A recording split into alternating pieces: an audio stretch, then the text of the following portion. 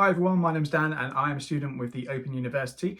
I am currently studying a broad-based arts and humanities degree, but I am probably most likely going to be changing over to the named history degree. However, I thought, there's no need for me to rush into this, so I'm just studying the broad-based arts and humanities route at the moment, just in case if anything does happen and changes my mind, I can then change a route. But even if I change to history now, I could always change it later as well. The Open University is quite flexible like that, which is pretty good. So this video is going to be briefly reviewing the first 3 units in module A111, which is Discovering the Arts and Humanities. This is going to be the first module most people, well, pretty much anyone, will do if they're studying an arts and humanities subject. So even if you've gone for an English literature degree or a history degree, classical studies degree, you will study A111 and it covers 8 different subjects. It's a broad-based interdisciplinary module. One unit you'll, for example, be doing classical studies, the next unit you'll be doing religious studies, and you learn various skills and knowledge through each unit, which builds up. And you'll find out that the skills are quite, interdisciplinary themselves and, kind of intertwine with each subject area. So without any further ado, as I say, this video will cover units 1 to 3. Unit 1 is on Cleopatra, and it is a brief introduction to the study of classical studies using Cleopatra and her reputations. And you're going to use various sources for this. So there's visual sources as well as textual sources as well. And also you'll see how these sources, especially the textual sources, differ from each other and why they differ on what they reckon Cleopatra's reputation was. So Reputations book is the first textbook and Cleopatra is chapter 1. So the module website will just give you the brief aims of the unit and then it will tell you to go to the book and read chapter 1. If you're like me, I like to have the book, but I've also downloaded the chapters from the Open University website, Student Home, under the Resources tab, Downloads. You can download each chapter for the book, so I've got it on my iPad as well, so I can take it with me and get it up wherever. But that's really useful. So you'll read the chapter in the book first. So firstly, in the textbook, you'll look at a brief history lesson on Cleopatra. So Cleopatra was the last ruler of the last dynasty of pharaohs in Egypt, and she was part of the Ptolemy dynasty. I hope I said that right.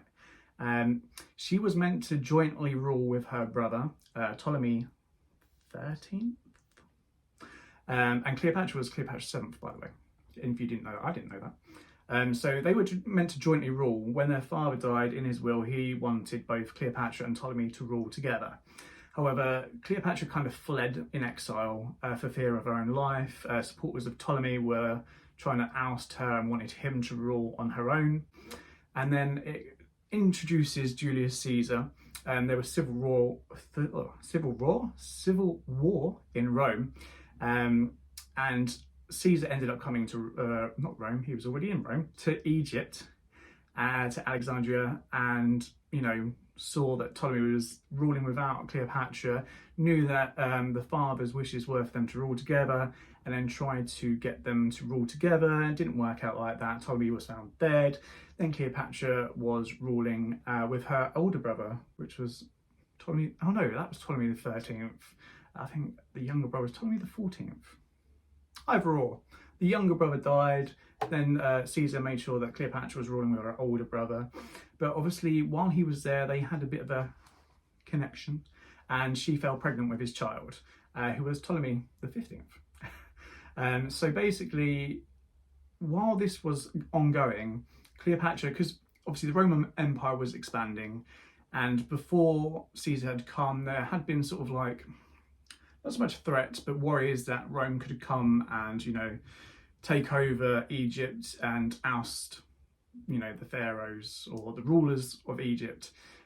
So when Cleopatra fell pregnant with Caesar's child and had his child, there was almost this level of protection, like they're not going to try and invade us now because I have his child. But we all know what happened to Caesar, although I believe most of us know what happened to Caesar. If you don't, where have you been? Where was you in history lesson? So Caesar was stabbed in the back by Brutus. I'm not sure if we know it was the back, but he was killed. And that led to obviously some uncertainty for Cleopatra.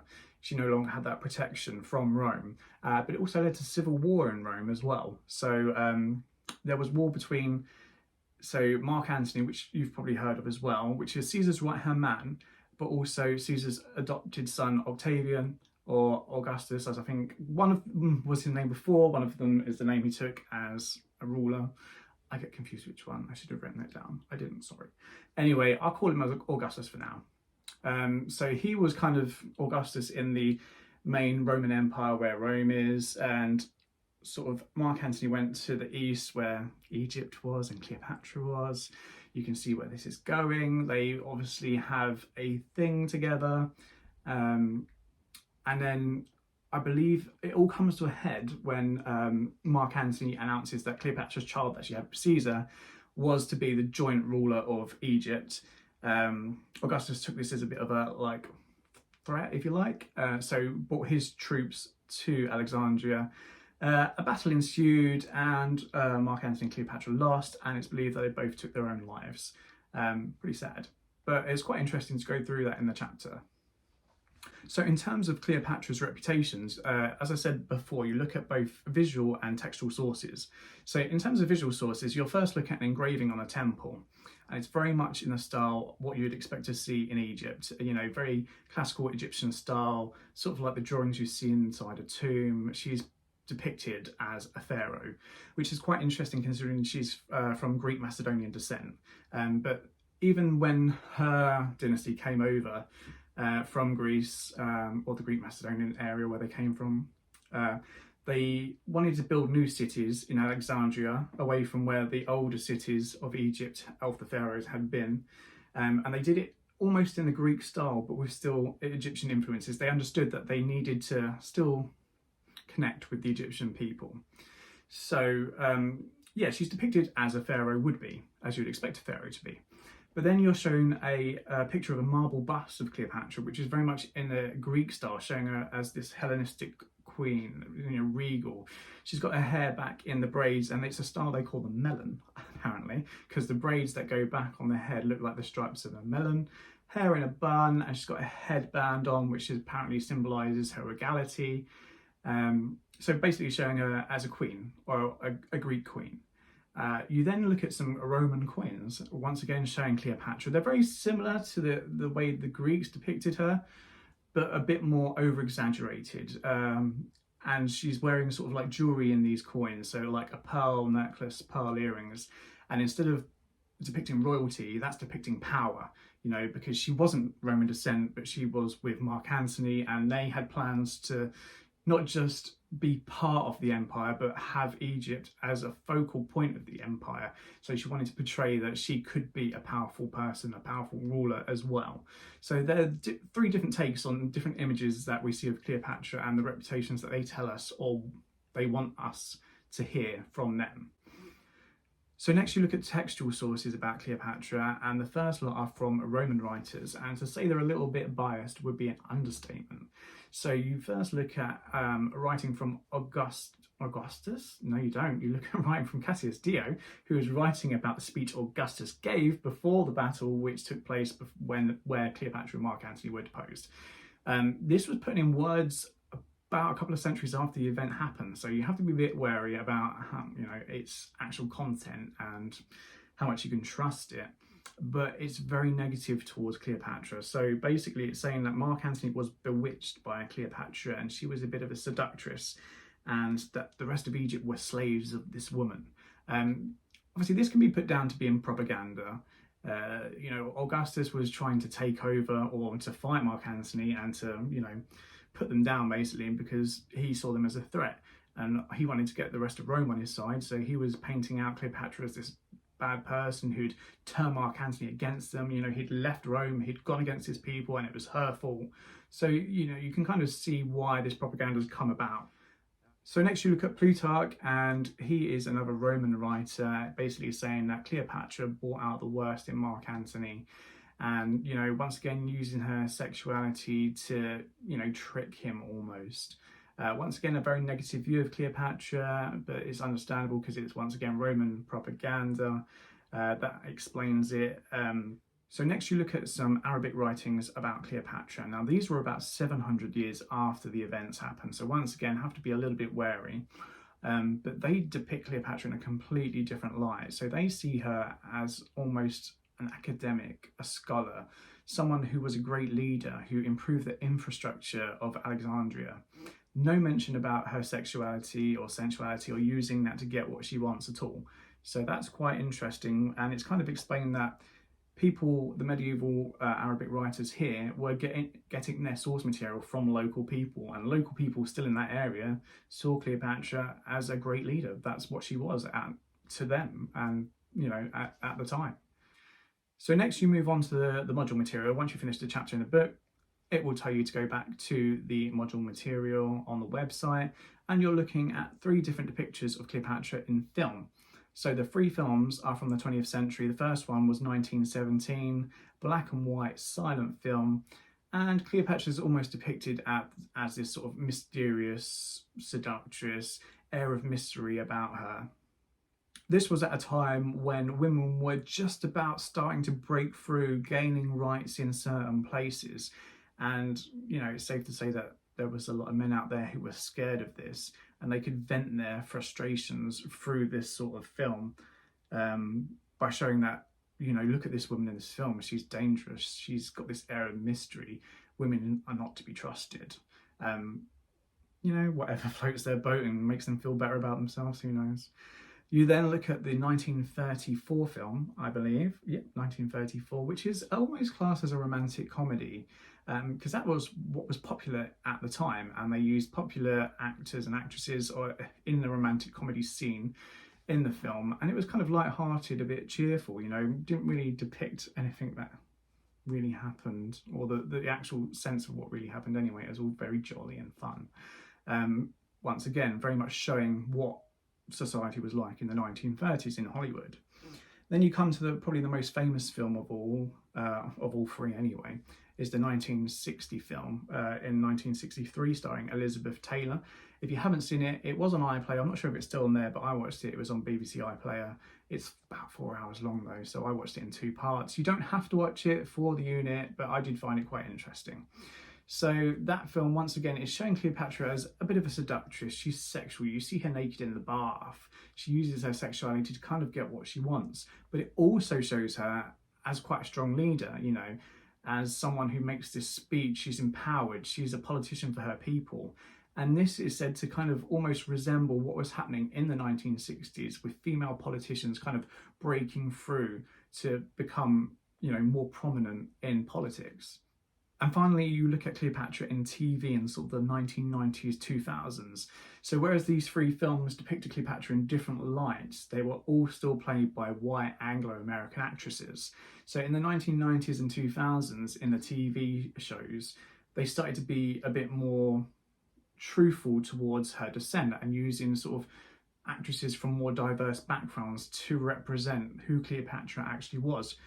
Kind of breaking down those race barriers that probably existed back when the first 3 films were made, because it was very stereotypical. If you watch the 1963 film, people from the black community are used as slaves in the film, and it's very stereotypical, very sort of like, you probably wouldn't get away with doing that today, but obviously back in the 60s was very much more acceptable. So obviously her depiction in later 90s and early 2000s sort of TV shows kind of breaks down those barriers and tries to be a bit more realistic. So it's quite interesting to delve into that and think about it a little bit more.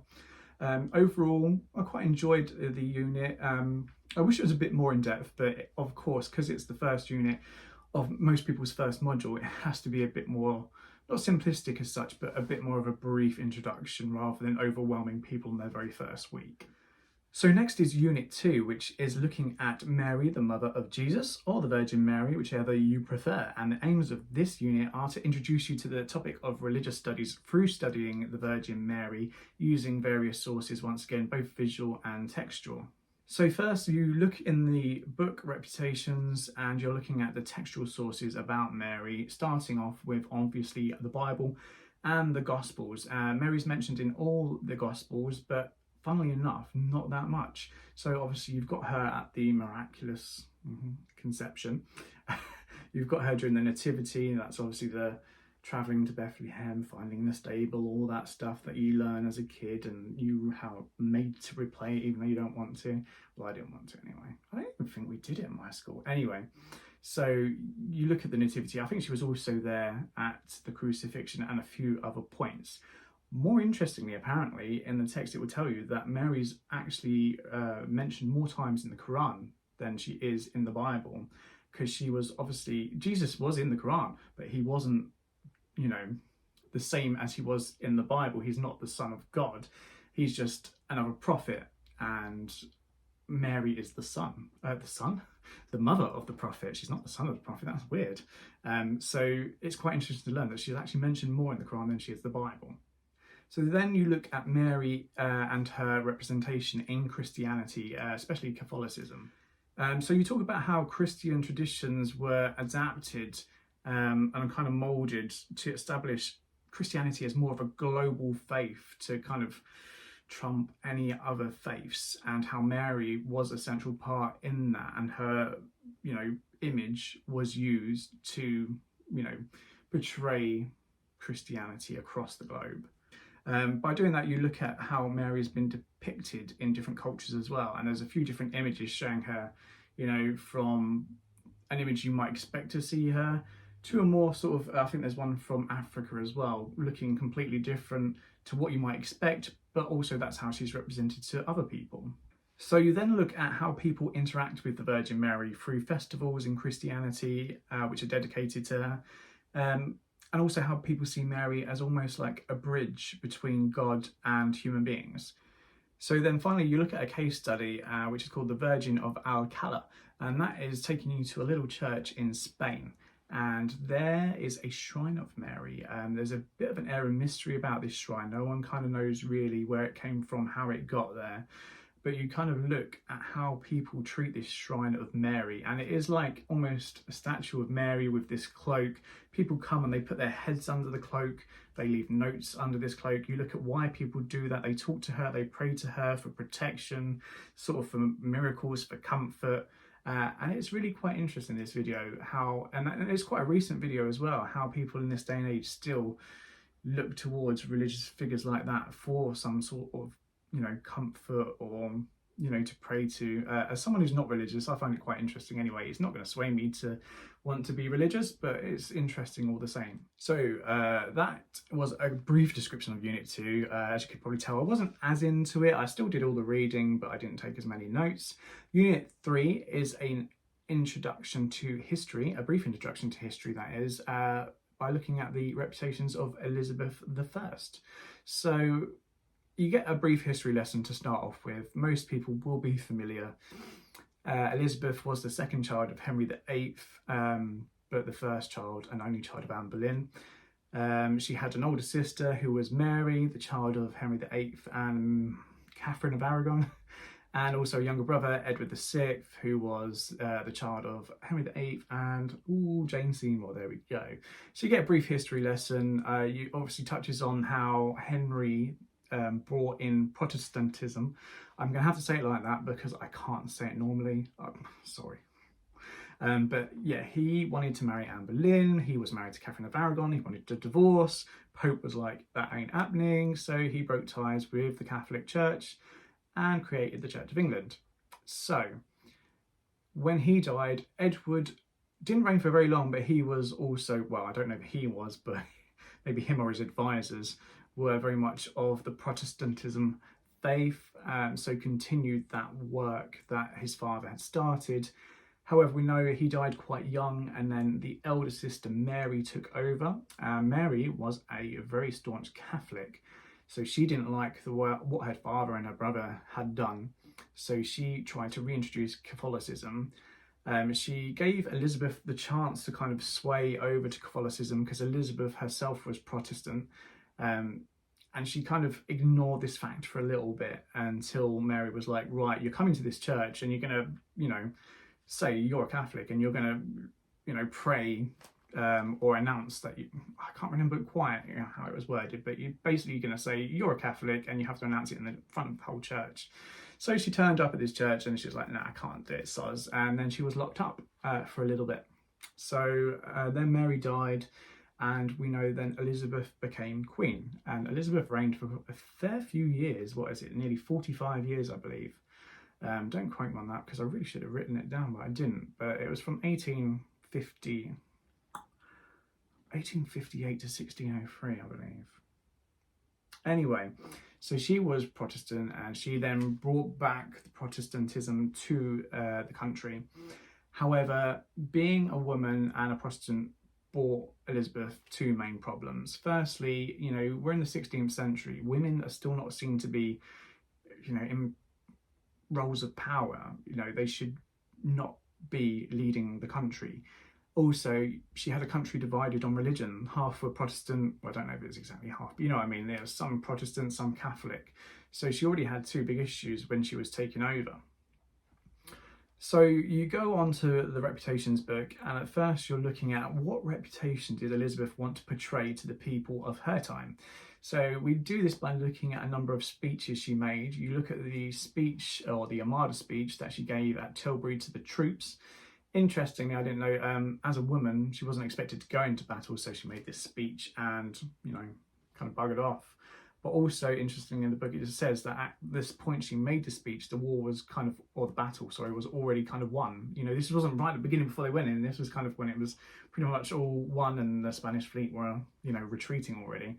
But it still gives you an idea of the type of person she was. She talks about, you know, she appreciates she is a woman, she's weak and feeble, but she's got the heart and the courage of any king, kind of acknowledging, you know, yes, she's a woman and women aren't seen to be in power, but she is better than any king that's been before her, and she was placed there by God.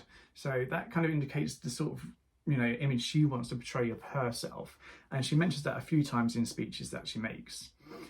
You also look at portraits of Elizabeth I, and obviously these are portraits that she must have agreed to at the time. Interestingly enough as well, not everyone would have seen them at the time. It would only been, you know, people from the nobility and richer people who would have seen these. These portraits, they change from when she was a bit younger. They show her as ready to be married. You know, she's ripe for the picking, as it were. It's interesting also how this bit kind of coincides with art history, because it teaches you kind of what's in these portraits and what they mean. So, for example, when she's wearing pearls, that's meant to be a symbol of virginity. And as you see, she gets older, the pearls kind of increase and they're everywhere. Also, there's a portrait of her holding a sieve, and apparently that is also meant to kind of demonstrate virginity. I think in the Armada portrait, she's kind of sitting there, and it's such a minute detail that I didn't even notice at first. But there's a chair, on the handle of the chair is a mermaid, and she's kind of facing with her back towards this mermaid. And obviously at the time, mermaids were seen as sort of like, there's probably a better way to say this, but sluts of the seas.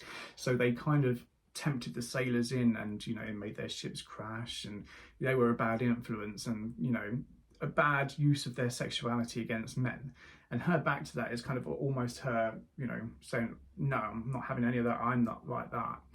So really interesting to look at these portraits of Elizabeth and see what she wanted to portray to the people. So next you look at her historical reputation. Now, with any historical reputation, you have to be careful. These are secondary sources, so they're not from people at the time.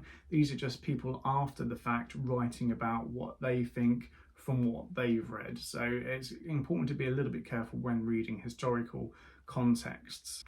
So Elizabeth is normally seen as quite a successful monarch. You know, she reigned for a long time, but the material asks, why was this? Because she didn't really have any major achievements. She didn't kind of gain any land, you know, she didn't make any massive legal reforms. So why is she quite renowned as a monarch in our time? It's claimed in the materials as well that she was quite reluctant to make decisions. She wasn't very much an achiever, more of a survivor, which is quite strange to think, because my initial interpretation of who Elizabeth was, well, she had a pale face, she had red hair, and she reigned for a long time, and she must have been quite popular, you know, if we're still talking about her now. But to read that actually people have this ulterior view of who she was, and it also asks, you know, what was her role in the Armada? You know, she didn't take part in the battle. Did she even give instructions, or was it just luck? It's also put out there that it was kind of a little bit of luck, a little bit of decision of one of her generals, and then when they retreated, they were kind of demolished by the bad weather. So, you know, they couldn't even control the weather. So what did she have to do with that defeat? Was it just luck? Quite interesting to read into that. I won't give my opinion on it, but very interesting to read. There's also a little bit talking about the line of succession. We all know she didn't marry, she didn't have children, but she also refused to name an heir. And in this day and age, well, in their day and age anyway, that was problematic. You know, there wasn't, the government didn't rule over the monarchy ruled over the government. That didn't change till later in the, was it the 17th century, where, you know, they cut off one of the king's heads and, you know, took more power and basically reducing the powers of the monarch. But that wasn't the case in Elizabeth's time. So without naming an heir, it was going to be problematic. There was going to be upheaval, like who would take over? There'd be such uncertainty, it could cause chaos. It suggested that she refused to name an heir for selfish reasons. She'd seen what naming an heir did to other people around her and saw that it could change people. You know, men may come sneaking through the floorboards to be like, oh, you know, I'll have a bit of that, I can take over. And so she didn't want to name an heir for these selfish reasons, but because of her selfish reasons, it was causing upheaval, and it's quite interesting to read about that. Finally, you leave the chapter in the book and you go back to the module material and you look at what is called the cult of Elizabeth. So the cult of Elizabeth was kind of more, it was an idea back in the early 1900s, but more popularised in the 1970s. And it's basically a way of saying that Elizabeth derived her power from Protestantism. So basically what that means is Protestantism wasn't a massive worshipping sort of religion. You know, there was less worship to saints, there was fewer religious ceremonies, but they knew at the time when they were introducing Protestantism and replacing Catholicism that they couldn't just, you know, take away these religious ceremonies, this worshipping. You know, people would be like, oh, well, what am I going to do? So they needed to replace it with something. So instead of worshipping or praying to the Virgin Mary, they could worship to the Virgin Queen, who would replace Mary. That's not to say people were not going to, you know, worship God anymore, but they should worship God through Elizabeth and refocus the loyalties they had to Catholicism to the monarchy. So it's really interesting. I kind of really enjoyed reading. There's about 4 different textual sources in the module material on the website that you read through various from various authors. It's a bit long-winded. I was kind of a bit apprehensive at first looking at it, like, oh my God. But I actually really enjoyed it, and it really gets your brain thinking about, you know, how different people viewed how she portrayed herself and her reputation. So very enjoyable. So after Unit 3 is your first TMA. So the first TMA is on Units 1 to 3. You get 3 options. You need to choose 2 of the options. So it's either going to be Cleopatra, the Virgin Mary, or Elizabeth I. I won't go into too much detail because I don't want to give anything away, but basically you're reading a source and you're told to write about what that source tells you about these people's reputations. So there are about 600 words for each option. It's kind of what I expected from the first module, first TMA. It's not so much simplified, but it's, you know, it's a bit of a introduction, you know, brief introduction to what a TMA will be. Also with referencing, you're not marked down for referencing on the first 2 TMAs, so practice away. There's referencing guides on Student Home, which you'll be able to find. If you're not, you know, or you need more help, ask your tutor. But practice away, because in your feedback, if you've got something wrong or you need to tweak it a little bit, they'll let you know, but you won't lose any marks for the first 2 TMAs. So definitely practice in the first 2. That's it for this video. I will do another one probably on the last few chapters of the Reputations book. So that'll be Unit 4, Mozart, Unit 5, Mary Wollstonecraft, Unit 6, Charles Dickens, and Unit 7, Van Gogh. That'll probably be a month away or so once I finish studying all those units. I hope you've enjoyed the video. Sorry I've rambled on a little bit. Any comments or any questions, put them down in the comments and I will try and respond when I can. Thanks for watching again, and I'll see you in the next video.